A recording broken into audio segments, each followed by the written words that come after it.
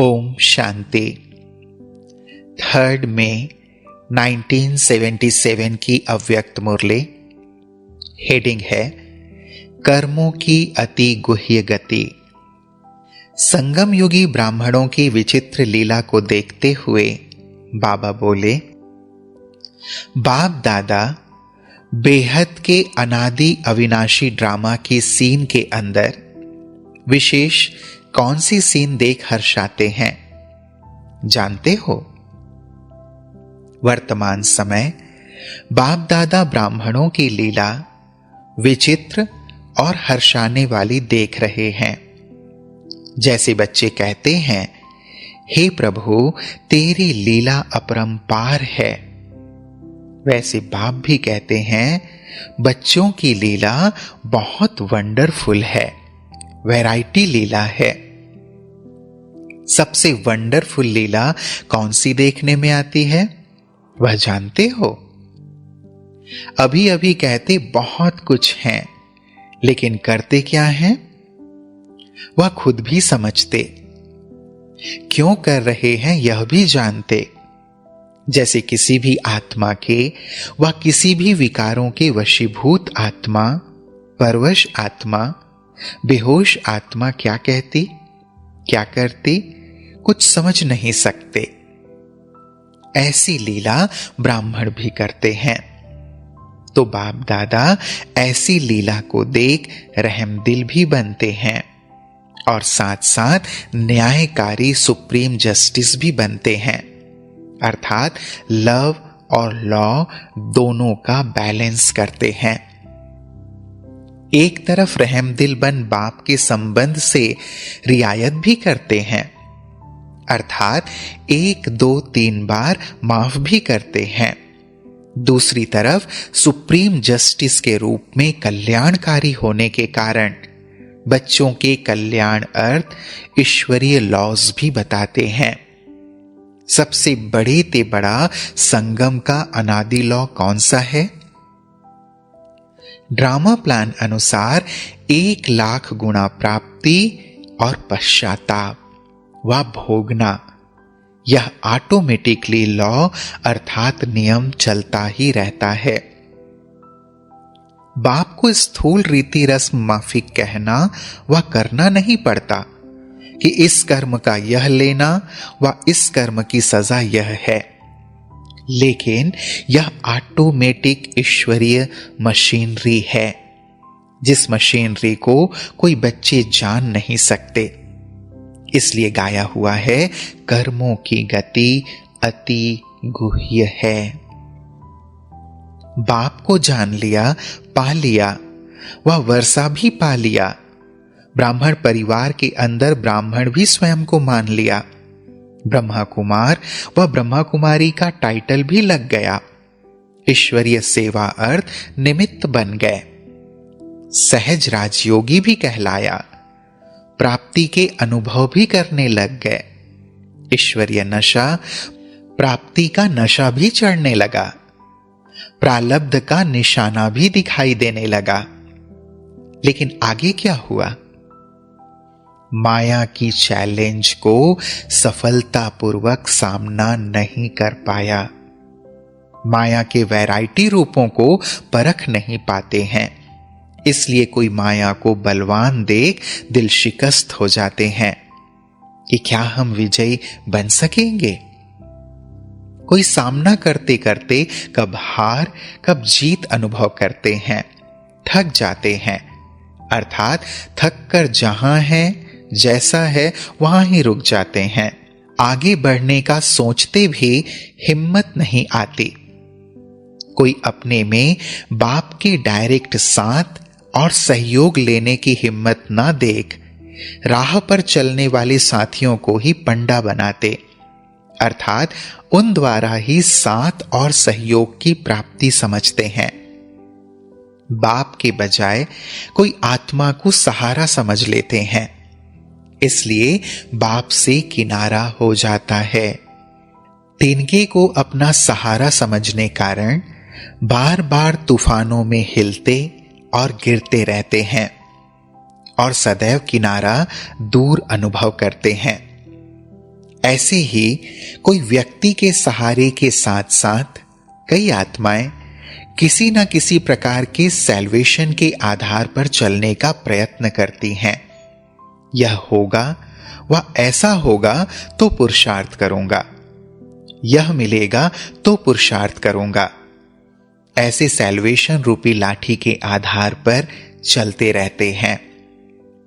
अविनाशी बाप का आधार ना ले, अल्पकाल के अनेक आधार बना लेते हैं। जो आधार विनाशी और परिवर्तनशील है, उसको आधार बनाने कारण स्वयं भी सर्व प्राप्तियों के अनुभव को विनाशी समय के लिए ही अनुभव करते हैं और स्थिति भी एक रस नहीं, लेकिन बार बार परिवर्तन होती रहती। अभी अभी बहुत खुशी और आनंद में होंगे, अभी अभी मुरझाई हुई मूर्त उदास और नीरस मूर्त होंगे। कारण कि आधार ही ऐसा है। कई आत्माएं बहुत अच्छे उल्लास, उमंग, हिम्मत और बाप के सहयोग से बहुत आगे मंजिल के समीप तक पहुंच जाती हैं, लेकिन 63 जन्मों के हिसाब यहां ही चुक्त होने हैं। अपने पिछले संस्कार, स्वभाव बाहर इमर्ज ही सदा के लिए समाप्त हो रहे हैं। उस कर्मों की गुह्य गति को न जान घबरा जाते हैं। क्या लास्ट तक यही चलेगा? अब तक भी यह टक्कर क्यों होता है?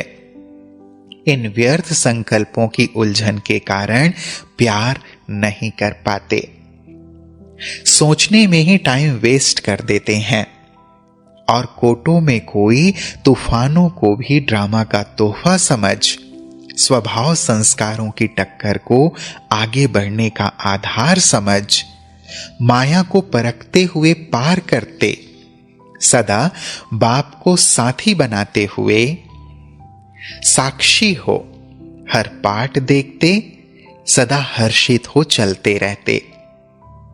सदैव यह निश्चय रहता है कि अब तो पहुंचेंगे, तो बाप इतने प्रकार की लीला बच्चों की देखते हैं। याद रखो, सच्चे बाप को अपने जीवन की नैया दे दी तो सत्य के साथ की नाव हिलेगी, लेकिन डूब नहीं सकती। बाप को जिम्मेवारी देकर वापस नहीं ले लो, मैं चल सकूंगा, मैं कहां से आई। मैंपन मिटाना अर्थात बाप का बनना, यही गलती करते हो और इसी गलती में स्वयं उलझते परेशान होते। मैं करता हूं या मैं कर नहीं सकता हूं, इस देह अभिमान के मैंपन का अभाव हो। इस भाषा को बदली करो। जब मैं बाप की हो गई, वह हो गया, तो जिम्मेदार कौन? अपनी जिम्मेवारी सिर्फ एक समझो, जैसी बाप चलावे वैसे चलेंगे, जो बाप कहे वह करेंगे, जिस स्थिति के स्थान पर बाप बिठाए वहां बैठेंगे। श्रीमत में मैंपन की मनमत मिक्स नहीं करेंगे, तो पश्चाताप से परे प्राप्ति स्वरूप और पुरुषार्थ की सहज गति प्राप्त करेंगे, अर्थात सदा सद्गति प्राप्त करेंगे। अपने को व दूसरों को देख घबराओ मत। क्या होगा यह भी होगा, घबराओ नहीं, लेकिन गहराई में जाओ, क्योंकि वर्तमान अंतिम समय समीप के कारण एक तरफ अनेक प्रकार के रहे हुए हिसाब किताब, स्वभाव संस्कार व दूसरे के संबंध संपर्क द्वारा बाहर निकलेंगे, अर्थात अंतिम विदाई लेंगे। तो बाहर निकलते हुए अनेक प्रकार के मानसिक परीक्षाओं रूपी बीमारियों को देख घबराओ नहीं, लेकिन यह अति अंत की निशानी समझो। दूसरी तरफ अंतिम समय समीप होने के कारण कर्मों की गति की मशीनरी भी तेज रफ्तार से दिखाई देगी। धर्मराजपुरी के पहले यहां ही कर्म और उसकी सजा का बहुत साक्षात्कार अभी भी होंगे, आगे चलकर भी। और सत्य बाप के सच्चे बच्चे बन, सत्य स्थान के निवासी बन। जरा भी असत्य कर्म किया तो प्रत्यक्ष दंड के साक्षात्कार अनेक वंडरफुल रूप के होंगे। ब्राह्मण परिवार व ब्राह्मणों की भूमि पर पांव ठहर न सकेंगे। हर दाग स्पष्ट दिखाई देगा, छिपा नहीं सकेंगे।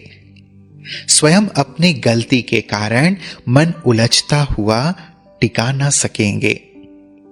अपने आप को अपने आप सजा के भागी बनावेंगे। इसलिए यह सब होना ही है। इसके नॉलेजफुल बन घबराओ मत। समझा? मास्टर सर्वशक्तिवान घबराते नहीं हैं। अच्छा, कर्मों की गति को जानने वाले, सदा हर सेकेंड, हर संकल्प बाप की श्रीमत प्रमाण चलने वाले, अपने जीवन की जिम्मेवारी बाप के हवाले करने वाले, सदा बाप के सहारे को सामने रखते हुए सर्व विघ्नों से किनारा करने वाले, संपूर्ण स्थिति के किनारे को सदैव सामने रखने वाले, ऐसे हिम्मत, उल्लास, उमंग में सदा रहने वालों को बाप दादा का याद, प्यार और नमस्ते। हम बच्चों का भी प्राणेश्वर बाप दादा को याद, प्यार और नमस्ते, नमस्ते, नमस्ते। फिर बाप दादा ने दीदी जी से मुलाकात की है। अभी तो बाप बच्चों को संपन्न रूप में देखना चाहते हैं, लेकिन संपन्न बनने में ही वंडरफुल बातें देखेंगे, क्योंकि यह प्रैक्टिकल पेपर हो जाते हैं। किसी भी प्रकार नया दृश्य व आश्चर्यजनक दृश्य सामने आए, लेकिन दृश्य साक्षी दृष्टा बनावे, हिलावे नहीं। कोई भी ऐसा दृश्य जब सामने आता है तो पहले साक्षी दृष्टा की स्थिति की सीट पर बैठ देखने व निर्णय करने से बहुत मजा आएगा, भय नहीं आएगा। अब हुआ ही पड़ा है तो घबराना व भयभीत होना हो ही नहीं सकता। जैसे कि अनेक बार देखी हुई सीन फिर से देख रहे हैं। इस कारण क्या हुआ, क्यों हुआ, ऐसे भी होता है। यह तो नई बातें हैं। यह संकल्प व बोल नहीं होगा। और ही राजयुक्त, योग युक्त हो, लाइट हाउस हो, वायुमंडल को डबल लाइट बनावेंगे। घबराने वाला नहीं। ऐसे अनुभव होता है ना। इसको कहा जाता है पहाड़ समान पेपर, राई के समान अनुभव हो। कमजोर को पहाड़ लगेगा और मास्टर सर्वशक्तिवान को राई अनुभव होगा। इसी पर ही नंबर बनते हैं। प्रैक्टिकल पेपर पास करने के ही नंबर बनते हैं। सदैव पेपर पर नंबर मिलते हैं। पढ़ाई तो चलती रहती है, लेकिन नंबर पेपर के आधार पर होते। अगर पेपर नहीं तो नंबर भी नहीं। इसलिए श्रेष्ठ पुरुषार्थी पेपर को खेल समझते हैं। खेल में कब घबराया नहीं जाता है। खेल तो मनोरंजन होता है, तो मनोरंजन में घबराया नहीं जाता। दिन प्रतिदिन बहुत कुछ आगे बढ़ने और बढ़ाने के दृश्य देखेंगे। छोटी सी गलती मुश्किल बना देती है। वह कौन सी गलती? सुनाया ना, मैं कैसे करूं, मैं कर नहीं सकती, मैं चल नहीं सकती। किसने कहा आप चलो? बाप ने तो कहा नहीं कि आप अपने आप चलो। साथी का साथ पकड़कर चलो। साथ छोड़ अपने ऊपर क्यों बोझ उठाकर चलते, जो कहना पड़े मैं चल नहीं सकती, मैं कर नहीं सकती। गलती अपनी, और फिर उलाहने देंगे बाप को। अंगुली खुद छोड़ते, बोझ खुद उठाते, फिर कहते बोझ उठाया नहीं जाता। किसने कहा तुम उठाओ? आदत है ना बोझ उठाने की। जिसकी आदत होती है बोझ उठाने की, उनको बैठने का, सहज काम करने का हो तो वह कर नहीं सकेगा। तो यह भी पिछली आदत के वश हो जाते हैं।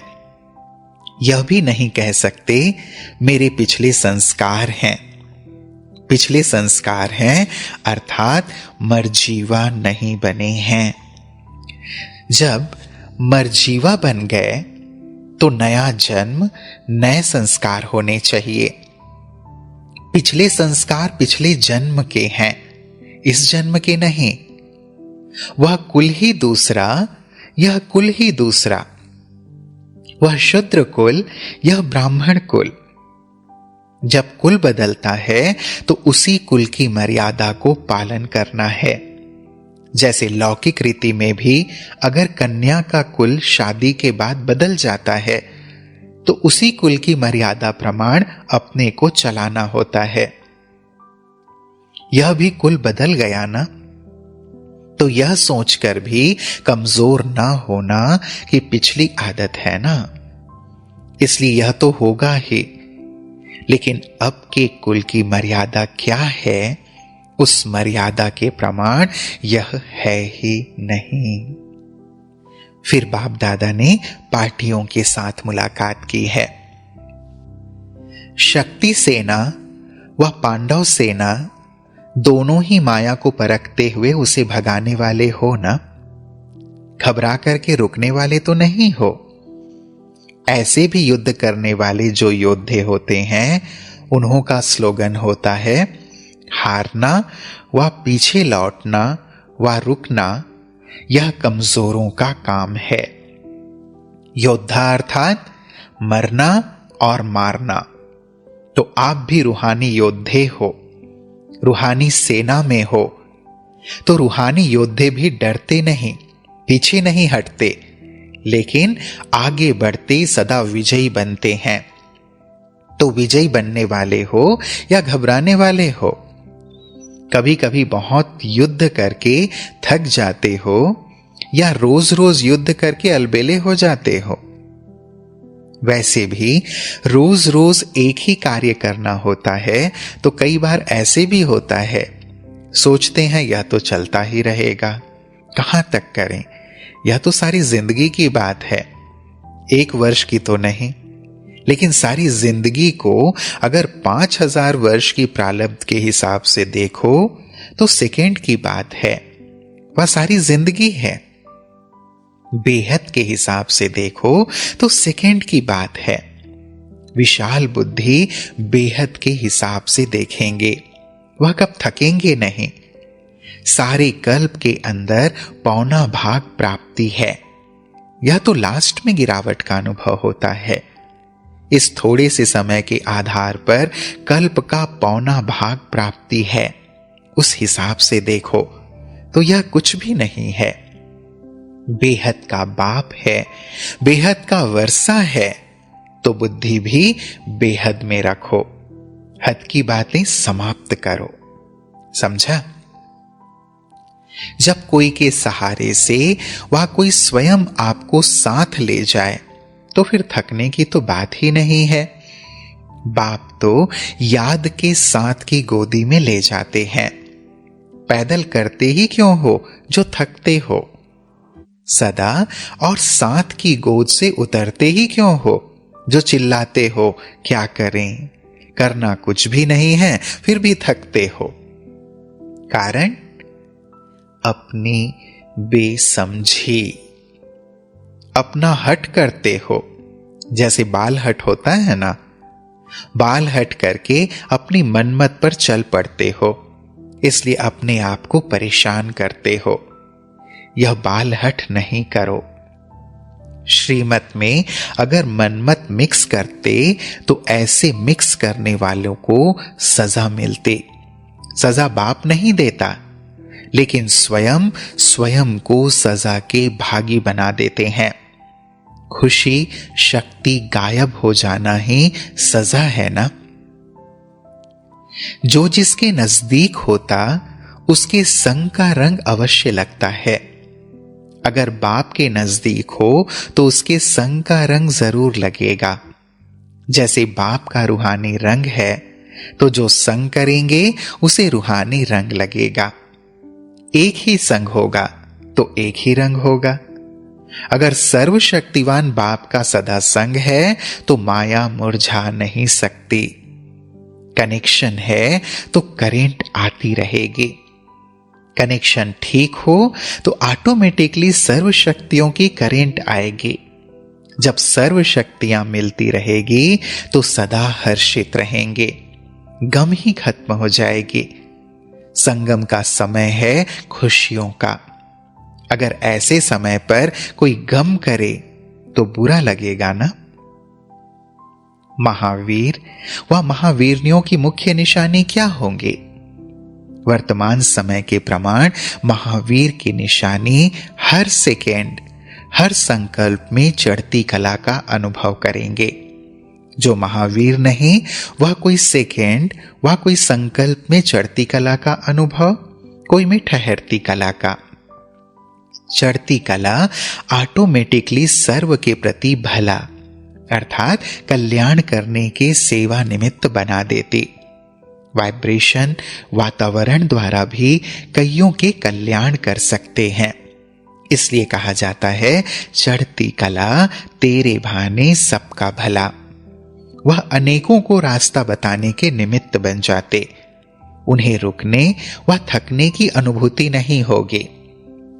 वह सदा अथक सदा उमंग उत्साह में रहने वाले होंगे। उत्साह कभी भी कम ना हो, इसको कहा जाता है महावीर। रुकने वाले घोड़े सवार, थकने वाले प्यादे, सदा चलते रहने वाले महावीर। उनकी माया के किसी भी रूप में आंख नहीं डूबेगी, उसको देखेंगे ही नहीं। वह माया के किसी भी रूप को देखते हुए भी देखेंगे नहीं। महावीर अर्थात फुल नॉलेज। फुल नॉलेज वाले कभी फेल नहीं हो सकते। फेल तब होते हैं जब नॉलेज का कोई पार्ट याद नहीं होता। नॉलेजफुल बनना है, सिर्फ नॉलेज नहीं। यह नई बात है, यह पता नहीं। उन्हों के यह शब्द कभी नहीं होंगे। लास्ट का पुरुषार्थ व लास्ट की सर्विस कौन सी है? आजकल जो पुरुषार्थ चाहिए वह सर्विस चाहिए, वह है वृत्ति से वायुमंडल को पावरफुल बनाना। क्योंकि मेजॉरिटी अपने पुरुषार्थ से आगे बढ़ने में असमर्थ होते हैं। तो ऐसे असमर्थ व कमजोर आत्माओं को अपने वृत्ति द्वारा बल देना यह अति आवश्यक है। अभी यह सर्विस चाहिए, क्योंकि वाणी से बहुत सुनकर समझते अभी हम सब फुल हो गए हैं। कोई नई बात नहीं लगेगी। वाणी से नहीं लेने चाहते। वृत्ति का डायरेक्ट कनेक्शन वायुमंडल से है। वायुमंडल पावरफुल होने से सब सेफ हो जाएंगे। यही आजकल की विशेष सेवा है। वरदानी का अर्थ ही है वृत्ति से सेवा करने वाले। महादानी है वाणी से सेवा करने वाले। वरदानी के स्टेज की आजकल जरूरत है। वृत्ति से जो चाहो वह कर सकते हो। अब वरदान लेने का समय समाप्त हुआ। दाता के बच्चे दाता होते हैं। दाता को लेने की आवश्यकता नहीं, इसलिए अभी वरदानी बनो। जैसे सर्विस के वृद्धि के प्लान बनाते हो, वैसे अपने पुरुषार्थ के वृद्धि के प्लान बनाओ। सर्विस में तो औरों के सहयोग की जरूरत पड़ती, लेकिन अपने पुरुषार्थ की वृद्धि के प्लान में बाप के सहयोग से बहुत कुछ कर सकते हैं। अभी तुम सबको मनसा वाचा कर्मणा तीनों के प्रोग्राम फिक्स करो। अपनी डेली डायरी रखो, तभी नंबर आगे का ले सकेंगे, नहीं तो आगे नंबर नहीं ले सकेंगे, पीछे रहना पड़ेगा। आगे बढ़ने वालों की निशानियां यह होती है। अच्छा, ओम शांति।